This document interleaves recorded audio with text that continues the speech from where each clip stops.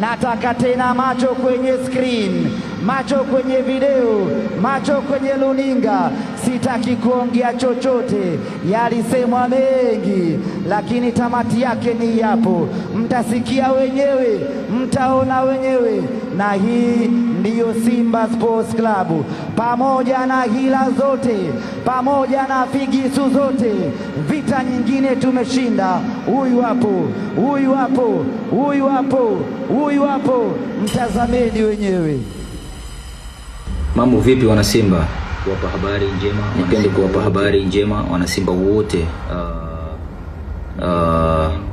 Ni mimi kijana wenu, mchezaji wenu Selemani Mwalimu Abdallah aka Gomez. Nitakuwepo katika msimu huu wa 26-27. Ni mchezaji halali wa Simba Sports Club. Nipende pia kuchukua fursa hii kuwapa habari wana Simba wote, na niwatakie heri ya kuadhimisha miaka 90 ya Simba. So Simba nguvu moja, ubaya ubwela.